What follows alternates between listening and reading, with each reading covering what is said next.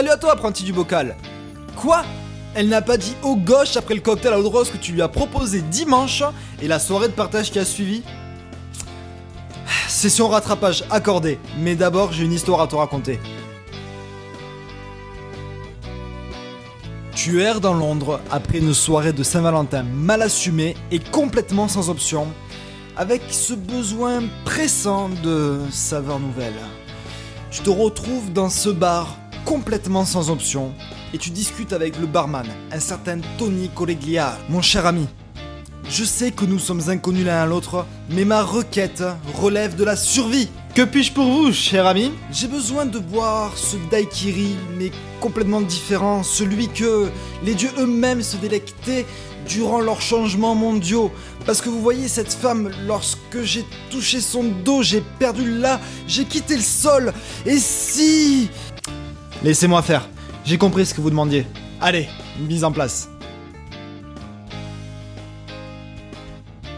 Pour la mise en place de ce cocktail, tu as besoin de 3 centilitres de délicieux rhum, ensuite 3 centilitres de Cointreau et d'amour, un demi-citron vert en jus pressé avec amour et délicatesse. On finira avec un trait de sirop de sucre de canne et pour finir, de l'eau fraîche, juste un doigt, et ça change tout. Réalisation. L'importance de la réalisation de ce cocktail réside dans tout l'amour que tu vas mettre à l'œuvre pour le réaliser. En guise de préliminaire, tu incorpores délicatement quelques glaçons dans le bocal. 3 centilitres de rhum.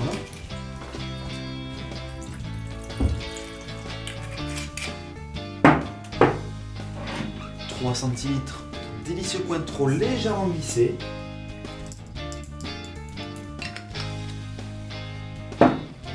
Un nuage de sirop de sucre de canne. Juste ce qu'il faut. Il est un petit peu bouchon. Et tu rajoutes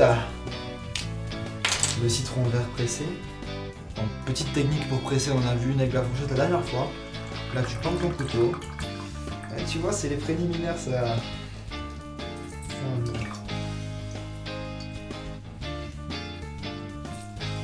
Une fois toute cette procédure beaucoup trop longue, tu fermes le bocal et tu shakes avec amour.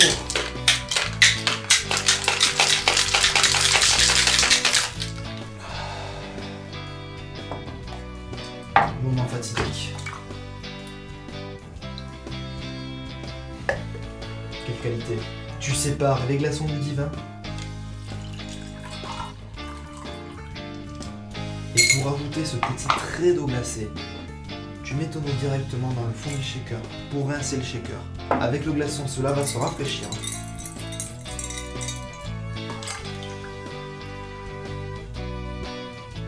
Tu entends? Tu entends? Au gauche. Bon appétit. Pour boire ce cocktail, il faut être prêt à accepter certaines sensations.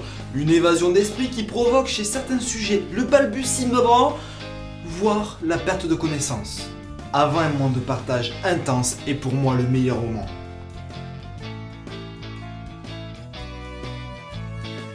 Pour ajouter un peu de mordant à ce délicieux cocktail, une pointe d'angostura bitter sera le tout. Et puis là, tu places la barre très haute si tu vois ce que je veux dire. Et ça, c'est FDB.